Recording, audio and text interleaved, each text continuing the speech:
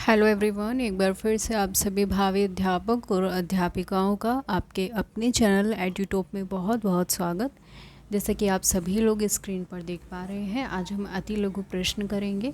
राजन की सीरीज़ आपकी कंटिन्यू चल रही है इस चैनल पर। डीएलएड सेमेस्टर 2 की सब्जेक्ट है आपका प्रारंभिक शिक्षा के नवीन प्रयास। पेपर 2 है, 50 मार्क्स का आपका ये पेपर है। ठीक है, 3 सेगमेंट इसमें होते हैं। सबसे पहला होता है आपका बहुविकल्प है, दूसरा होता है अति लघु, देन थर्ड होता है लघु प्रश्न। तो आज हम बात करेंगे अति लघु के बारे में। पिछली वीडियो में हमने सारे एमसीक्यू कंप्लीट कर लिए हैं। जिन बच्चों ने वो वीडियोस नहीं वॉच किए हैं, जाकर के वॉच कर लें और अपना सिलेबस भी चेक कर लें। ठीक है, जो बच्चे नए जुड़े हैं चैनल को ज़रूर सब्सक्राइब कर लेना, ताकि आने वाली हर एक वीडियो की नोटिफिकेशन आप लोगों को टाइमली मिल सके। चलिए फिर बिना किसी देरी के क्लास को स्टार्ट कर लेते हैं। देखिए, सबसे पहला क्वेश्चन है हमारा, शिक्षा के सार्वभौमिकरण से क्या आशय है। तो जो शिक्षा का सार्वभौमिकरण है, इसका मतलब ये है कि कोई किसी भी जाति का, लिंग का या फिर संप्रदाय का हो तो सभी को समान अधिकार होता है शिक्षा का। ठीक है, तो 6 से 14 आयु वर्ग के जो बच्चे होते हैं उनको निःशुल्क और अनिवार्य शिक्षा प्रदान करना ही शिक्षा का सार्वभौमिकरण है। ठीक है, नेक्स्ट क्वेश्चन है, राष्ट्रीय बाल श्रम योजना क्या है। अब देखो, जो राष्ट्रीय बाल श्रम योजना है इसको NCLP भी बोलते हैं, नेशनल चाइल्ड लेबर। ठीक है, नेशनल चाइल्ड लेबर प्रोटेक्शन, ऐसा ही है कुछ, पी से देख लेना एक बार। अब देखो, इसका जो गठन हुआ था वो हुआ था 1988 में। ठीक है, गठन भी आप लोग याद रखेंगे, 1988 में हुआ है। और राष्ट्रीय बाल श्रम योजना के अंतर्गत जो श्रम पीड़ित होते हैं उनकी पहचान की जाती है, उन्हें जोखिम भरे रोजगार से हटा दिया जाता है, उनको पुनर्वासित किया जाता है। ठीक है, जैसे छोटे बच्चों को जो है काम पर लगा दिया जाता है, इस तरीके से। और उसमें जो है औपचारिक शिक्षा के साथ साथ व्यावसायिक प्रशिक्षण भी दिया जाता है, साथ ही वजीफ़ा और पोषण स्वास्थ्य संबंधी परीक्षण भी बच्चों का किया जाता है बाल श्रम परियोजना के अंतर्गत। नेक्स्ट क्वेश्चन पर बढ़ जाते हैं। क्वेश्चन नंबर 3 है, जनशाला कार्यक्रम क्या है। अब देखिए, जो जनशाला कार्यक्रम है इसको UN भी बोलते हैं हम। ठीक है, जनशाला कार्यक्रम भारत सरकार के संयुक्त राष्ट्र के संयुक्त प्रयास से शुरू किया गया और ये प्राथमिक शिक्षा का कार्यक्रम है। प्राथमिक स्तर पर बच्चों को कुछ सुविधाएं उपलब्ध कराकर उनकी शिक्षा कार्य को सरल बनाना। नेक्स्ट क्वेश्चन है, न्यूनतम अधिगम स्तर से आप क्या समझते हैं। तो देखिए, न्यूनतम अधिगम स्तर क्या है। न्यूनतम अधिगम स्तर ऐसा उपागम है जो मानता है कि सभी छात्र किसी भी कार्य को न्यूनतम स्तर तक सीख सकते हैं। ठीक है, वो ऐसा मानता है जो न्यूनतम अधिगम स्तर है। सपोज़ जैसे कोई बच्चा 3rd क्लास में है और 3rd क्लास का कोई टॉपिक है। ठीक है, सपोज़ करिए कि उसको LCM आना चाहिए, तो LCM उसको आ ही जाना चाहिए 3rd क्लास तक, तब तक वो 4th में पहुँचे तो वो पूरी तरीके से उसमें परफेक्ट हो जाए। तो ये होता है न्यूनतम अधिगम स्तर, कि एक जो निश्चित किया गया है कि इस क्लास तक ये आना चाहिए, तो वही जो है उसके न्यूनतम अधिगम स्तर के अंतर्गत आता है। आगे बढ़ते हैं। नेक्स्ट क्वेश्चन है 5th, प्राथमिक शिक्षा के संदर्भ में अपव्यय और अवरोधन को स्पष्ट कीजिए। अब देखिए, अपव्यय और अवरोधन क्या है। प्राथमिक शिक्षा के संदर्भ में अपव्यय से अर्थ है कि प्राथमिक शिक्षा पूर्ण होने से पहले ही बच्चे को विद्यालय से हटाना। अगर बीच में ही बच्चा हट जाता है तो वो कहलाता है अपव्यय, वेस्टेज। ठीक है, नेक्स्ट है अवरोधन। अब अवरोधन क्या होता है, जब बच्चा एक ही क्लास में एक से ज़्यादा साल के लिए रहता है तो उसको अवरोधन बोलते हैं। आगे बढ़ जाते हैं। प्राच्य पाश्चात्यवाद क्या है। तो जो प्राच्यवाद होता है वो होता है भारतीय भाषाओं को लेकर के। ठीक है, भारतीय भाषाओं को, भारतीय साहित्य को प्रोत्साहन देना। जबकि जो आंग्ल भाषा है, जो आपकी अंग्रेजी लैंग्वेज है, उसके अंतर्गत क्या होता है, जो आधुनिक पाश्चात्य अध्ययन है उनको प्रोत्साहन दिया जाता है, इंग्लिश लैंग्वेज को प्रोत्साहन दिया जाता है। आगे बढ़ जाते हैं। नेक्स्ट है हमारा क्वेश्चन नंबर 7, BEP क्या है, बेसिक एजुकेशन प्रोग्राम। ठीक है, बीईपी व्यवहार जो है वो शिक्षा कार्यक्रम है जो छात्रों के समस्याग्रस्त व्यवहार को सुधारने के लिए तैयार किया जाता है और हर छात्र के सामाजिक, भावनात्मक, शैक्षिक विकास में ये मदद करता है। नेक्स्ट क्वेश्चन है, वुड के घोषणा पत्र का शिक्षा पर क्या प्रभाव पड़ा? तो जो वुड का घोषणा पत्र है उसको सबसे पहली बात भारतीय शिक्षा का मैग्ना कार्टा या फिर महाअधिकार पत्र भी बोला जाता है। इसके द्वारा उच्च शिक्षा को अंग्रेजी में दिए जाने के साथ ही देशी भाषा को भी महत्व दिया गया। नेक्स्ट क्वेश्चन है, ब्रिज कोर्स क्या है? अब देखिए ब्रिज कोर्स क्या होता है। ये एक बहुत शॉर्ट टाइम पीरियड का कोर्स होता है, ठीक है, और ये छात्रों को अगली कक्षा में जाने से पहले पढ़ाया जाता है ताकि वो उसके लिए प्रिपेयर हो सके, ठीक है। अब देखिए इसमें क्या लिखा है, ब्रिज कोर्स का आशय है ऐसा कार्यक्रम जो छात्रों को एक कक्षा से दूसरी कक्षा में पहुंचने में मदद करता है। बिल्कुल सही बात है, अगर आप पहले से बच्चे को प्रिपेयर कर देंगे तो वो नेक्स्ट क्लास में बिना किसी हेजिटेशन के चला जाएगा। नेक्स्ट क्वेश्चन है क्वेश्चन नंबर 10, शिक्षा का अधिकार अधिनियम 2009 में प्रारंभिक शिक्षा से क्या आशय है? तो शिक्षा का जो अधिकार अधिनियम है 2009 प्रारंभिक शिक्षा से आशय है कि 6 से 14 वर्ष की जो आयु है उनके बच्चे को, उस पीरियड के जो बच्चे हैं 6 से 14 साल के, उनको मुफ्त और अनिवार्य शिक्षा दी जाए। नेक्स्ट क्वेश्चन, शिक्षा में छनाई या निस्यंदन सिद्धांत। अब देखिए जो निस्यंदन सिद्धांत है लॉर्ड मैकाले ने दिया था, काफ़ी इम्पोर्टेंट है, बहुत बार पूछा जाता है इससे क्वेश्चन, 2023 में भी पूछा गया है ना। कुछ लोगों ने, उन्होंने क्या माना था कि कुछ लोगों को शिक्षा दे दें जो कि वो अन्य जनसाधारण को शिक्षित कर सकें। सपोज़ अगर हम उच्च वर्ग को शिक्षित कर देते हैं तो उनसे छन छन की शिक्षा निम्न वर्ग में अपने आप चली जाएगी, ऐसा लॉर्ड मैकाले ने कहा था, जिसको छनाई का सिद्धांत बोला जाता है। नेक्स्ट क्वेश्चन है, कोठारी आयोग की नियुक्ति का मुख्य उद्देश्य क्या था? तो जो कोठारी आयोग है आपका, सबसे पहला आपको इसका ईयर याद रखना है, 1964-66 में गठित किया गया था और इसका जो उद्देश्य था वो था शिक्षा को एक समान बनाना और शिक्षा स्तर में सुधार करना। नेक्स्ट क्वेश्चन है, डीपीईपी परियोजना के कार्य लिखिए। अब देखो डीपीईपी क्या है, डिस्ट्रिक्ट प्राइमरी एजुकेशन प्रोग्राम, ठीक है। इसके कार्य होते हैं प्राथमिक स्तर का विस्तार करना और दूसरा है विद्यालय में बच्चों का ठहराव, उसको दूर करना और शिक्षा को सार्वभौमिक बनाना। ये सारे कार्य डीपीईपी के होते हैं। आगे बढ़ जाते हैं, पी मोस्ट कार्यक्रम का पूरा नाम लिखिए। अब देखिए जो पी मोस्ट है उसका जो आपका फुल फॉर्म है वो है programme of mass orientation, programme of mass orientation for school teachers. शिक्षा की उभरती समस्या के लिए शिक्षकों को एक संवेदनशील बनाने के लिए 1986 और 90 में एनसीईआरटी द्वारा ये शुरू किया गया था, ठीक है। जो शिक्षा में उभरती समस्याएं हैं, जो रिसेंट में कोई समस्या आ रही है तो उसके लिए पी मोस्ट कार्यक्रम कार्य करता है। आगे बढ़ जाते हैं, नेक्स्ट क्वेश्चन है हमारा क्वेश्चन नंबर 15, विद्यालयों उन्मुखी कार्यक्रम का क्या तात्पर्य है? तो जो विद्यालय उन्मुखी कार्यक्रम है उसका अर्थ है विद्यालय की ओर उन्मुख करने वाला कार्यक्रम, अर्थात वह कार्यक्रम जिसके द्वारा बच्चे विद्यालय के प्रति आकर्षित हों। नेक्स्ट क्वेश्चन, ग्राम समिति का सचिव कौन होता है? तो जो ग्राम शिक्षा समिति है उसका सचिव होता है प्रधानाध्यापक। बीआरसी का पूरा नाम ब्लॉक संसाधन केंद्र, डाइट का पूरा नाम जिला शिक्षा एवं प्रशिक्षण संस्थान। नेक्स्ट क्वेश्चन है हमारा क्वेश्चन नंबर 19, एनपीआरसी का पूरा नाम बताइए। तो ये है न्याय पंचायत संसाधन केंद्र। सारे नाम आप याद रखेंगे, सेमेस्टर 1 में भी ये पूछे गए हैं। नेक्स्ट क्वेश्चन है आपका, संशोधित राष्ट्रीय नीति 1992 को अन्य किस नाम से जानते हैं? तो ये है आपका प्रोग्राम ऑफ एक्शन 1992। नेक्स्ट है यशपाल समिति का गठन कब हुआ? तो ये भी 1992 में हुआ था, ठीक है, ध्यान रखिएगा। नेक्स्ट है शिक्षा बिना बोझ के। बिना बोझ के यह रिपोर्ट यशपाल समिति द्वारा कब प्रस्तुत की गई थी?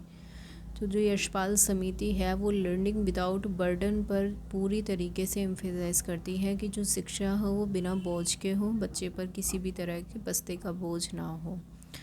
तो ये जो रिपोर्ट प्रस्तुत की गई थी ये की गई थी 1993 में, लेकिन गठन कब हुआ इसका? 1992 में। नेक्स्ट आगे बढ़ जाते हैं, न्यूपा का अध्यक्ष कौन होता है? सबसे पहली बात, न्यूपा है क्या? NUEPA, इसकी फुल फॉर्म लिख लीजिए आप लोग। न्यूपा है राष्ट्रीय शैक्षिक, लिखें, राष्ट्रीय शैक्षिक योजना एवं प्रशासन विश्वविद्यालय, ठीक है। तो इसका जो अध्यक्ष होता है वो होता है आपका IAS, ठीक है।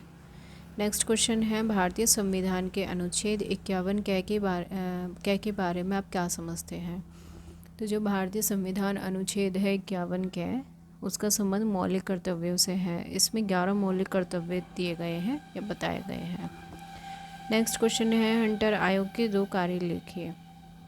हंटर कमीशन ने प्राथमिक शिक्षा की स्थिति का अध्ययन करके उसमें विकास और सुधार के सुझाव दिए। इन्होंने भारतीय शिक्षा को ईसाई मिशनरियों को नहीं सौंपा, ठीक है। देखो इसमें ना और चीज़ भी ऐड कर लेना हंटर आयोग में, एक तो ये 1882 में दिया गया था, दूसरा इसको भारतीय शिक्षा आयोग भी बोला जाता है, ठीक है। हाँ, इसको ध्यान रखना आप लोग। आगे बढ़ते हैं, नेक्स्ट है, राष्ट्रीय स्तर पर कौन कौन से अभिकरण हैं शिक्षा के लिए? तो वो है, एक तो NCERT है, दूसरा UGC है, NCTE है और AICTE है। नेक्स्ट क्वेश्चन है हमारा, शैक्षिक उन्नयन में ब्लॉक संसाधन केंद्रों की भूमिका क्या है? तो जो शैक्षिक उन्नयन है, उन्नयन मतलब उठाना स्तर को, शिक्षा स्तर को ऊंचा उठाना, ठीक है। तो शैक्षिक उन्नयन में जो संसाधन केंद्रों की भूमिका है वो ये है कि एक तो विकास खंड स्तर पर ब्लॉक संसाधन केंद्र बेसिक शिक्षकों के लिए प्रशिक्षण कार्यशाला का आयोजन करके शैक्षिक सहायता उपलब्ध कराता है। इसकी स्थापना का उद्देश्य शिक्षा की गुणवत्ता में सुधार और जिला स्तर पर शैक्षिक गतिविधियों को तेज करना है, ठीक है। नेक्स्ट क्वेश्चन है, लॉर्ड कर्जन ने प्राथमिक स्तरीय शिक्षा में क्या क्या सुधार किए?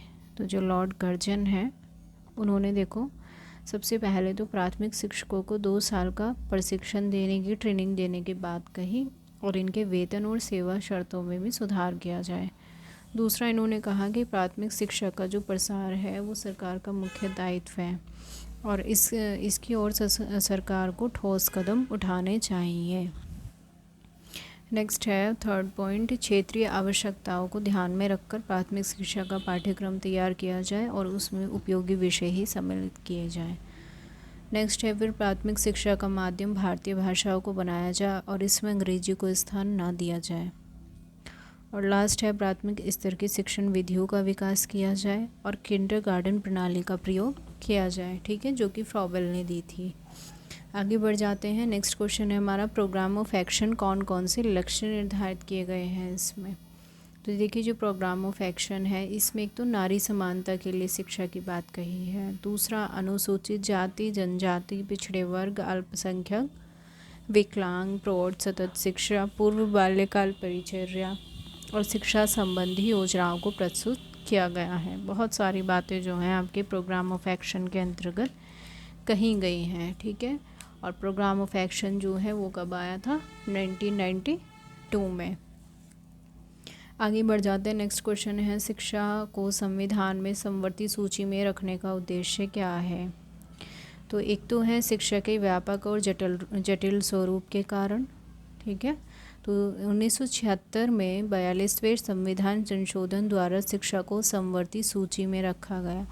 अब देखिए समवर्ती का मतलब क्या है, इसमें केंद्र और राज्य दोनों ही सम्मिलित होते हैं, दोनों के समन्वित प्रयासों से, दोनों के पूरे सहयोग से ही जो है शिक्षा स्तर का उन्नयन होता है, ठीक है, इसको कहा जाता है समवर्ती।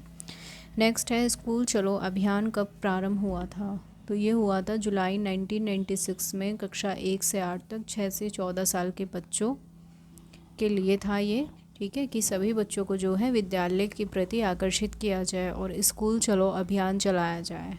नेक्स्ट है, राष्ट्रीय बाल श्रम परियोजना क्या है? जैसे कि मैंने आपको अभी भी बताया था, नेशनल चाइल्ड लेबर प्रोटेक्शन, ये राष्ट्रीय बाल श्रम योजना, ठीक है, ध्यान भी रखेंगे आप इसको। राष्ट्रीय बाल श्रम योजना को बहुत बार इससे क्वेश्चन पुटअप किए जाते हैं, तो ध्यान रखिएगा इस क्वेश्चन को आप। अब देखिए इसमें कह रहा है कि ये योजना है क्या, तो इसमें जो ये 2010 तक बाल श्रम को समाप्त करना था, लेकिन बाल श्रम का जो पूर्ण उन्मूलन है इस परियोजना का एक लक्ष्य है कि जो बाल श्रम है, जो छोटे बच्चे काम करते हैं, उनको पूरी तरीके से ख़त्म कर दिया जाए, ठीक है। उसकी बहुत सारी वजह हो सकती है, गरीबी हो सकती है, और मेनली तो गरीबी ही है ना, गरीबी की वजह से बच्चे जो है काम करने जाते हैं। नेक्स्ट क्वेश्चन है हमारा, wait a second.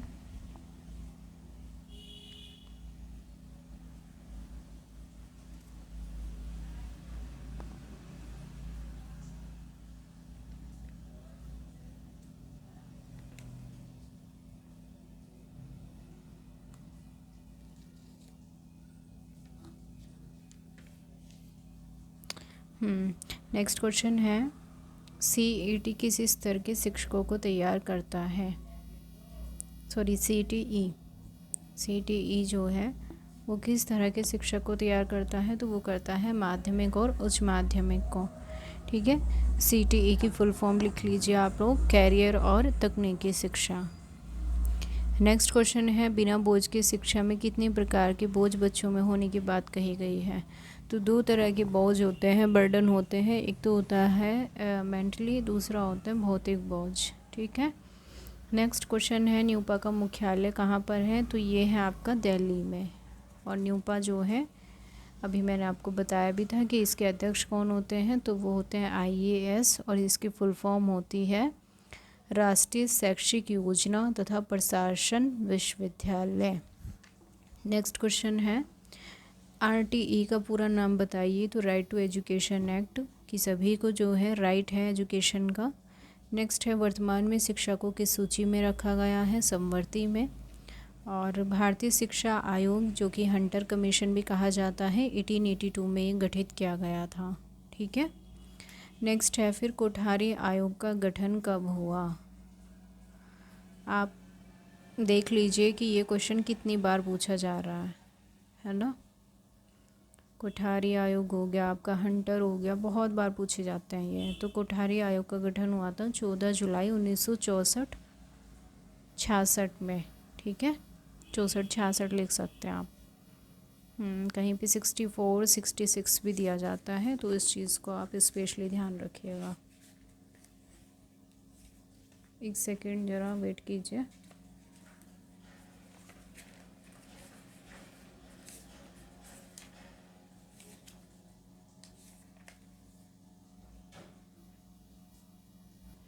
Next question है हमारा, कोठारी आयोग के अध्यक्ष कौन थे? तो ये थे प्रोफेसर DS कोठारी, ठीक है।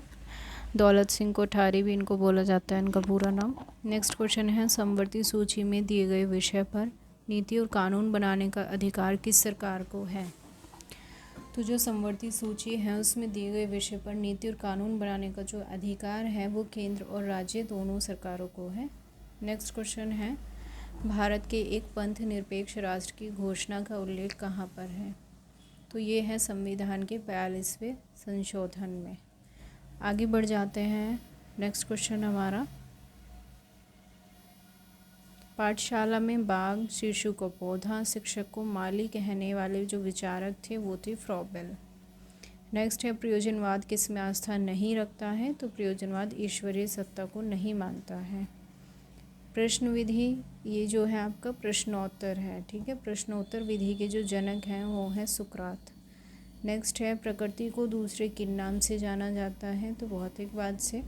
फ्रॉबेल ने किंडरगार्टन कब आरंभ किया था? तो ये किया था 1839 में। राज्य शिक्षा संस्थान कहाँ पर है? ये इलाहाबाद में है। राज्य विज्ञान कहाँ पर है? ये भी इलाहाबाद में है, इलाहाबाद, ठीक है। लेकिन आप लिखेंगे ब्रैकेट में करके प्रयागराज।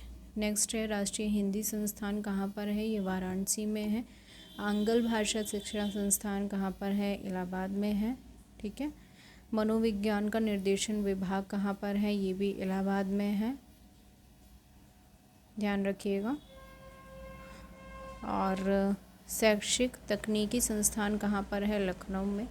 राज्य परियोजना कहाँ है? देखो, टेक्निक का और परियोजना का है लखनऊ में, हिंदी का है वाराणसी में, और बाकी सब जो हैं वो इलाहाबाद में। सीमेट भी इलाहाबाद में है।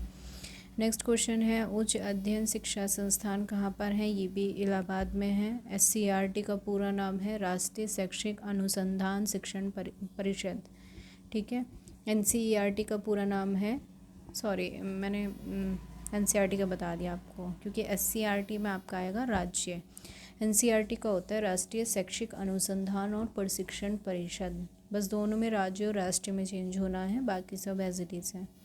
नेक्स्ट क्वेश्चन है, राष्ट्रीय शैक्षिक अनुसंधान और प्रशिक्षण परिषद गठन किस वर्ष हुआ? तो जो राज्य का है वो हुआ है SCERT का 1981 में, लेकिन जो आपका NCERT है उसका गठन हुआ है 1961 में। ठीक है, आगे बढ़ जाते हैं। नेक्स्ट क्वेश्चन है हमारा 60,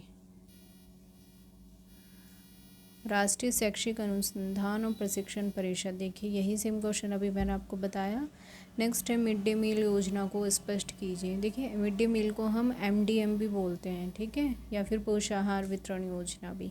इसमें क्या था, शिक्षा में सबको समान अवसरों की उपलब्धता सुनिश्चित कराने के लिए समाज में बहुत ज़्यादा दुर्बल और अवंचित जो वर्ग के लोग हैं, जो बच्चे हैं, जहाँ पर अभिभावक के लिए 2 वक्त का खाना जुटाना भी बहुत मुश्किल होता है, उनके लिए जो है ये व्यवस्था की थी कि बच्चे को मिड डे मील दिया जाए। ठीक है, तो उनका जो उद्देश्य था वो ये था कि बच्चों के नामांकन में वृद्धि करना और बच्चों की उपस्थिति को स्कूल में बढ़ाना, ये सारी चीज़ें थी। और आप इसका गठन भी लिख लीजिएगा, 15 अगस्त 1995 में इसका गठन हुआ था। ठीक है। नेक्स्ट क्वेश्चन है, NCTA का पूरा नाम राष्ट्रीय शिक्षा अध्यापक शिक्षा परिषद, national council for teacher education. सीमेट का पूरा नाम है राज्य शैक्षिक प्रबंधन और प्रशिक्षण संस्थान। सीमेट का गठन कब हुआ था? तो ये भी 1995 में हुआ, और अभी मैंने आपको बताया जो MDM है मिड डे मील, वो भी 1995 में, दोनों को ध्यान रखिएगा।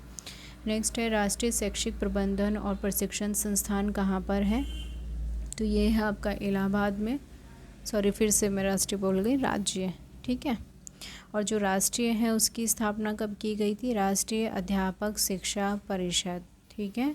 NCTE की जो स्थापना की गई वो भी 1995 में की गई, ध्यान रखिएगा। एक तो आपका NCTE, दूसरा सीमेट, और तीसरा हो गया है तीसरा क्या है? Mid day meal. तीनों की स्थापना जो है वो 1995 में ही हुई है। आगे बढ़ जाते हैं। नेक्स्ट है क्वेश्चन, राष्ट्रीय शिक्षा अध्यापक शिक्षा परिषद में कुल कितने सदस्य होते हैं? तो ये होते हैं 41। नेक्स्ट है, स्कूल चलो अभियान किस साल उत्तर प्रदेश में लागू किया था? तो ये हुआ था 2004 में। सर्व शिक्षा अभियान का गठन किस साल हुआ है? ये हुआ है 2001 में। ECCE का पूरा नाम क्या है? तो ECC होता है अर्ली चाइल्ड केयर एजुकेशन। इसमें क्या होता है, ये जन्म से 8 साल तक का होता है। इसका मकसद होता है बच्चों के विकास को शुरुआती समय में उनके स्वास्थ्य, उनके पोषण, उनके देखभाल, उनके लिए सीखने के मौके उपलब्ध कराना। ठीक है। नेक्स्ट है फिर DPEP का पूरा नाम जिला प्राथमिक शिक्षा कार्यक्रम, DPEP। ठीक है, डिस्ट्रिक्ट प्राइमरी एजुकेशन प्रोग्राम, मैंने आपको बताया भी था। नेक्स्ट है DPEP का जो आरंभ का वर्ष है वो है 1997। अब DPEP के प्रथम, द्वितीय, तृतीय चरण में जो चयनित जनपदों की संख्या होती है, प्रथम चरण में होते हैं 50 से 60 जनपद चुने जाते हैं, दूसरे चरण में होते हैं 22 और तीसरे चरण में होते हैं 32। नेक्स्ट है, उत्तर प्रदेश बेसिक शिक्षा परियोजना कब से प्रभावी है? तो ये है 5 अक्टूबर 1993 से। आगे बढ़ जाते हैं। नेक्स्ट क्वेश्चन हमारा 75, उत्तर प्रदेश बेसिक शिक्षा परियोजना में चयनित सदस्यों की संख्या, तो ये है 10। संविधान के अनुच्छेद 21 में किससे संबंधित संस्तुतियाँ की गई हैं? तो ये की गई हैं निःशुल्क और अनिवार्य शिक्षा से। ठीक है। ओबी का पूरा नाम होता है ऑपरेशन ब्लैक बोर्ड। संपूर्ण साक्षरता अभियान की जो स्थापना की गई वो की गई 1998 में। पोषाहार वितरण योजना या फिर मिड डे मील मैंने आपको बताया भी है 1995 और 15 अगस्त। न्यूपा का पूरा नाम बताना है आपको, राष्ट्रीय शैक्षिक आयोजन और प्रशासनिक विश्वविद्यालय। न्यूपा का प्रधान कौन होता है? निदेशक होता है। और अभी मैंने आपसे पहले भी न्यूपा से संबंधित एक क्वेश्चन पूछा था कि जो इसका अध्यक्ष होता है वो होता है IAS। नेक्स्ट क्वेश्चन है, नई शिक्षा प्रशिक्षण संस्थाओं को विकसित करने का दायित्व किसे जाता है? तो ये जाता है डाइट पर। DPEP का पूरा नाम देखो कितनी बार क्वेश्चन आया है, ये जिला प्राथमिक शिक्षा कार्यक्रम। जिला प्राथमिक शिक्षा कार्यक्रम का जो आयोजन जो प्रारंभ हुआ वो हुआ 1994 से। नेक्स्ट है 1997 में DPEP के अंतर्गत उत्तर प्रदेश में कितने ज़िले चुने गए? तो ये चुने गए थे 22 ज़िले। स्कूल रेसिडेंस कार्यक्रम क्या है? तो इसे जो है विद्यालय की तैयारी का भी कार्यक्रम बोलते हैं, या फिर दूसरा विद्यालय उन्मुखी, मतलब बच्चे को विद्यालय जाने के लिए प्रेरित करना, उसको पहले से ही तैयार करना। ठीक है, बच्चे को पहली कक्षा में स्कूल की पढ़ाई के लिए तैयार कर लिया जाता है। सपोज़ उसको 4th क्लास में हमें एडमिट कराना है तो हम क्या करेंगे, उसको 4th क्लास के लिए पहले से ही 3rd क्लास में ही उसे प्रिपेयर कर लेते हैं। नेक्स्ट क्वेश्चन है, संपूर्ण साक्षरता अभियान के अंतर्गत सर्वप्रथम साक्षर होने वाले राज्य, तो वो है केरल। ठीक है। नेक्स्ट है, सर्व शिक्षा अभियान उत्तर प्रदेश के सभी जनपदों में कब से संचालित किया गया? तो ये किया गया था 2002 से। ठीक है, कहीं कहीं पर 2001 भी आपको मिल जाएगा, कोई प्रॉब्लम नहीं है इसमें। नेक्स्ट है, सर्व शिक्षा अभियान को वित्तीय सहायता कहाँ से प्राप्त होती है? तो इसमें केंद्र और राज्य दोनों सरकारें देती हैं सहायता। ठीक है, 65% होता है भारत सरकार और राज्य सरकार देती है इसमें अपना 35। नेक्स्ट है NPEGL national programme of education for girls at elementary level. ये क्या है? तो ये है बच्चों के लिए, बालिकाओं के लिए, लड़कियों के लिए जो है शिक्षा का एक प्रयास है कि उनकी उपस्थिति, ठहराव और प्राथमिक शिक्षा की पूर्णता सुनिश्चित कराई जाए। NPEGL का जो क्षेत्र है वो बताना है, तो ये है महिला साक्षरता के शैक्षिक दृष्टि से पिछड़े विकासखंड, 10% से कम साक्षरता वाले विकासखंड और चयनित शहरी मलिन बस्तियाँ। नेक्स्ट है, स्कूल चलो अभियान किन स्तरों पर आयोजित हुआ था? वो हुआ था जनपद, ब्लॉक और ग्राम स्तर पर। स्कूल चलो अभियान कब चलाया गया था? तो ये चलाया गया था 31 जुलाई। ठीक है, आगे बढ़ जाते हैं। स्वतंत्रता के समय भारत में साक्षरता कितनी % थी? तो 12 थी। ऑपरेशन ब्लैक बोर्ड का उद्देश्य क्या है? प्राथमिक विद्यालय को न्यूनतम आवश्यकताएं उपलब्ध कराना, जैसे कि चौक डस्टर वगैरह। राइट, आगे बढ़ते हैं। पोषाहार वितरण योजना में कितने कैलोरी ऊर्जा बच्चों को देने की बात की गई है? तो उन्होंने कहा है कि 3 से 6 साल के बच्चे को 1200 से लेकर 1600 किलो कैलोरी ज़रूरी होती है। उसी हिसाब से उनका मेन्यू जो है वो खाने का तैयार किया जाता है। नेक्स्ट है, NCF 2005 का अस्तित्व किस रिपोर्ट के आधार पर आया? तो ये आया था पाठ्यचर्या का संवर्धन, पाठ्य पुस्तक पर केंद्रित करना। ठीक है। नेक्स्ट है, शिक्षा के सार्वभौमिकरण से आशय क्या है? सबसे पहला क्वेश्चन आया था ये हमारा अति लघु, तो ये है किसी भी, कोई बच्चे किसी भी जाति से हो, कोई भी लिंग हो, उसका लड़का हो या लड़की हो, भेद हो, स्तर कोई भी हो, बिना भेदभाव के सभी को शिक्षा का समान अवसर दिया जाए। और आज का हमारा लास्ट क्वेश्चन है, संपूर्ण साक्षरता अभियान का प्रेरक वाक्य क्या है? तो ये है सभी को शिक्षा देना। आज हम 100 तक के क्वेश्चन ही रखते हैं। नेक्स्ट क्लास में हम 101 से स्टार्ट करेंगे। आशा करती हूँ आप सभी को अच्छे से समझ आया होगा। अगर समझ में आ रहा है तो फिर लाइक करने में कंजूसी कैसी, ज़्यादा से ज़्यादा आप लोग शेयर और लाइक कीजिए और जितना हो सके चैनल को बहुत ज़्यादा सपोर्ट कीजिए। ठीक है, जो बच्चे नए जुड़े हैं चैनल को सब्सक्राइब ज़रूर कर लेना, ताकि आने वाली हर एक वीडियो की नोटिफिकेशन आप लोगों को टाइमली मिल सके।